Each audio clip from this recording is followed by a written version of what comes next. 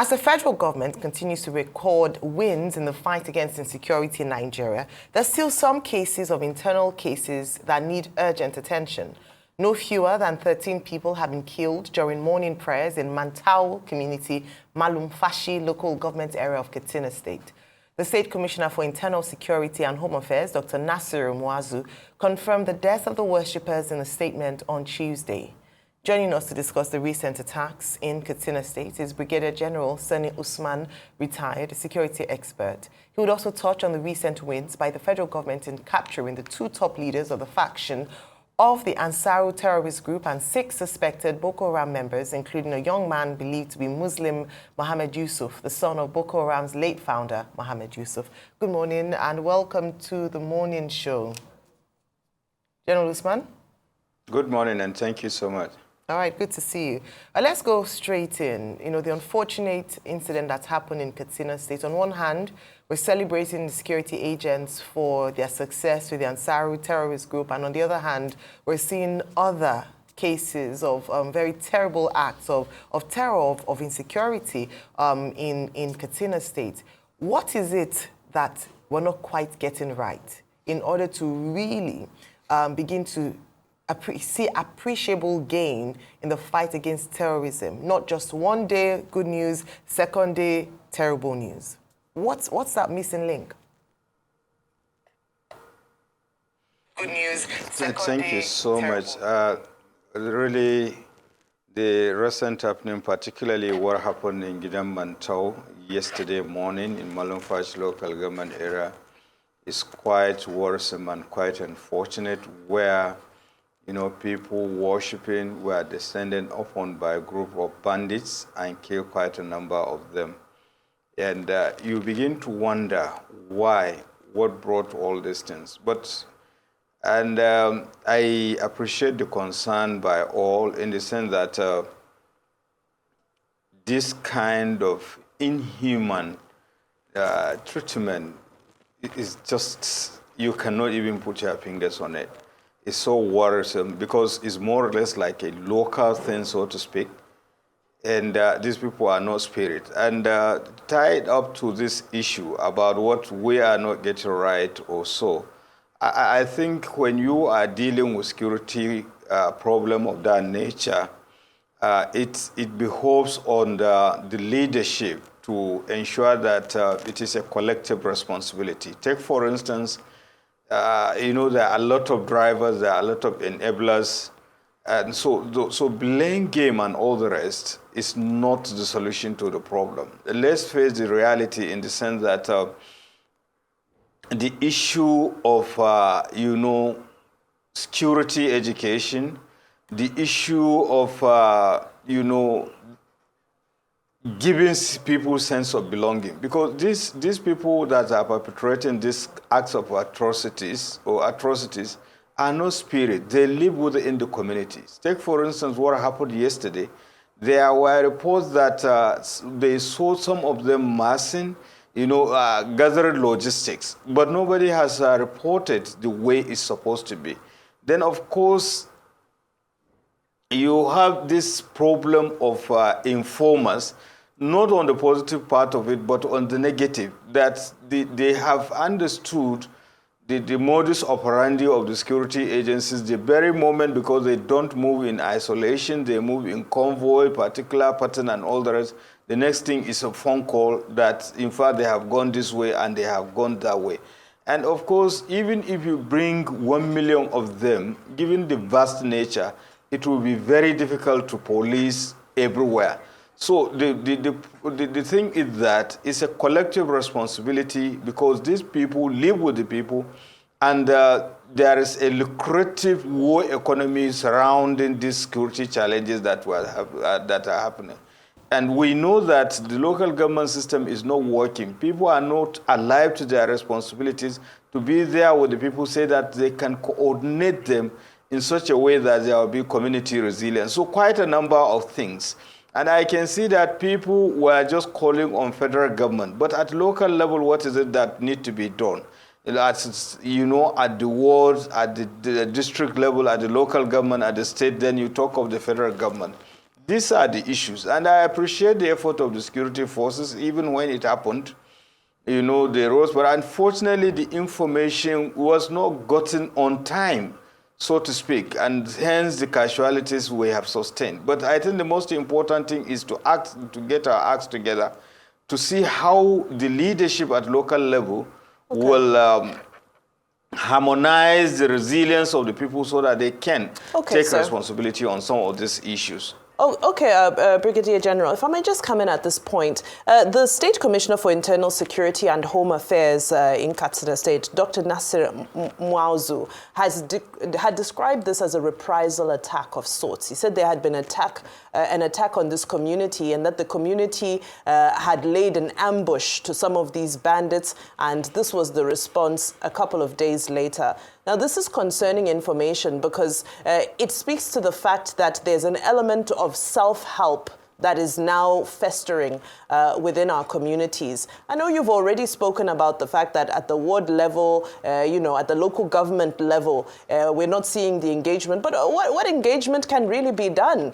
Because they'll tell you that, well, the state apparatus, security apparatus is at the federal level. We don't have state police yet. So how can we shelter and support these communities? Because self-help shouldn't be the narrative we're hearing today. I quite understand your point, but the truth is that when we have to be realistic about this issue, I have made reference to the fact that given the vastness of the terrain and the number of the security agencies that we have, it is very difficult to superintend, these vast. Therefore, there must be some complementary efforts on the part of the community, on the part of the society, on the part of the other two tiers of government, not necessarily just the federal government. And the good thing is that the person that you have just talked about, I knew, I was discussing with him till late last night, and kudos to him and the other security agencies for the fact that they all spend the night with those communities. And unlike the other people that were even elected, they were not there, to be with the people. It is these people that are staking their lives, and of course, I know what transpired between him and the local community, as well as the commanders, particularly the military. So this is the issue. By the time, if what the Internal Security Commissioner, has done, and other, state government functionaries and the military have done, if there is a synergy of effort, people at the local level are complementing them, the issue of self-help will not come into play. But of course, the issue of community resilience, because these local people, and remember, there is even class struggle. I came from that area. This attack took place less than 20 kilometers from my own hometown. So it's an area that I'm familiar with. I've been going there when I was young with bicycle. Late in the night, 10, 11 o'clock, because we have friends and all the rest of the thing. So the thing is that virtually we know ourselves. But why is it that there are change of lifestyle and value system and the society will look the other side?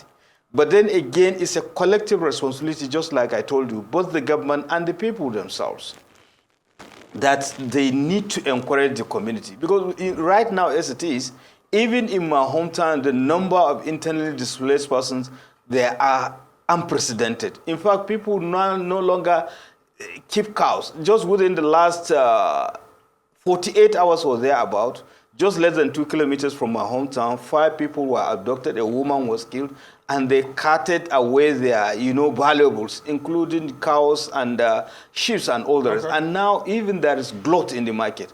You rely on these animals, to make ends meet, but now they are rustling them. So you have nothing, you can't go to farm, you cannot go to worship, you cannot even go to the market, you cannot hold any asset whatsoever.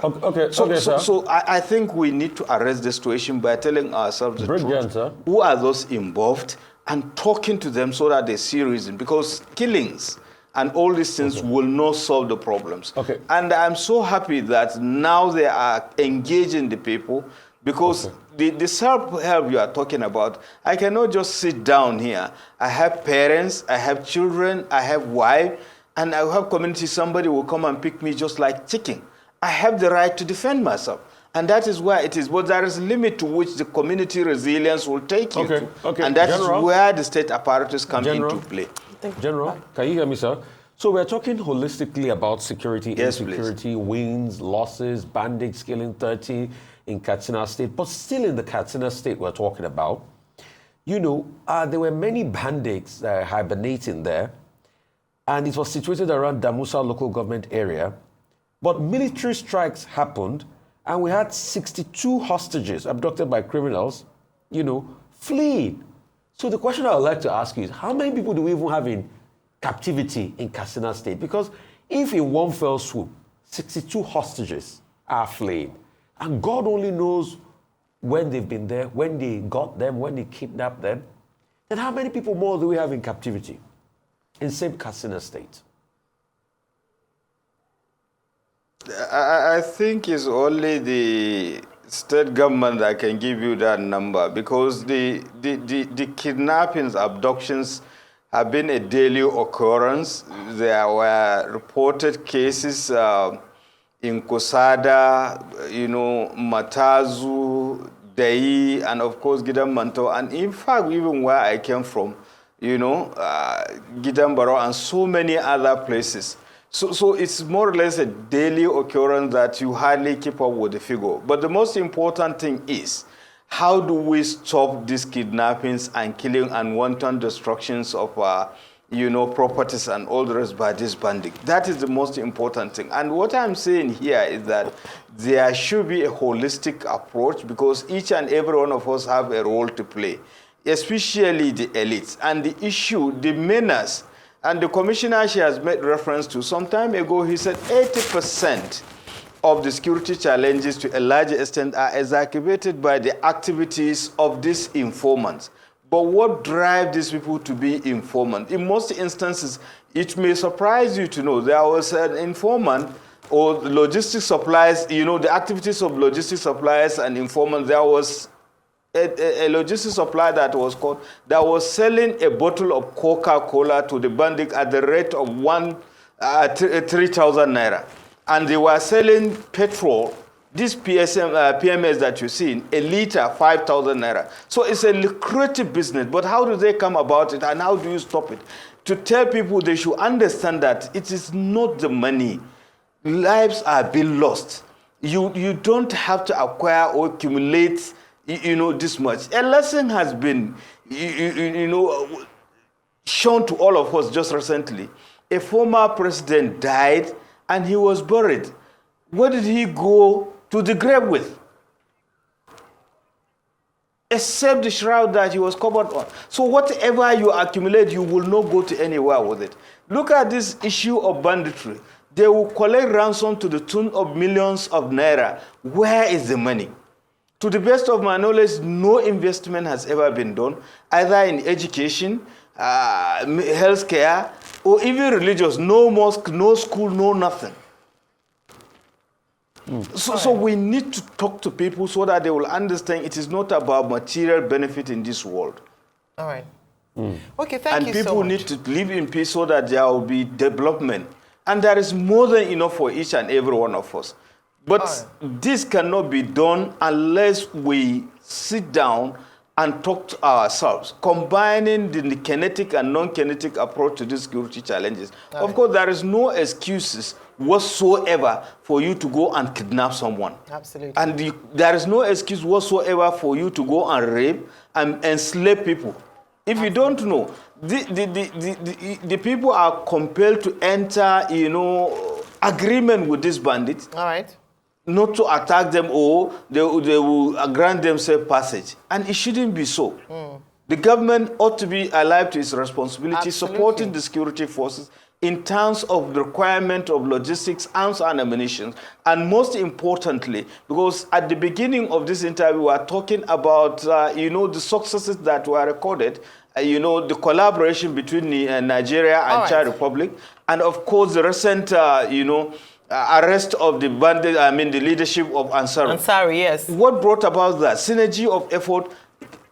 and intelligence. Absolutely. And the intelligence is the use of technology and the use of human intelligence. Absolutely. So basically, those are the starting point. Cultivate the local sources so that they will understand that, look, they owe it as a point of duty to make sure that they don't give information to this criminal element. They will rather give it to the security agencies or to the government. And of course, the government owe it as a point of duty to also protect these people that give information and also act on that information. Thank you so much. And more importantly, there are so many responsibilities, on the part of the various components of Nigerian society, on the part of the government, on the part of the people themselves, and most importantly, issue of training, issue of equipping, and it is not just issue of training because there are administrative bureaucracies and bottlenecks. Take, for instance, there are training institutions that are yet to be,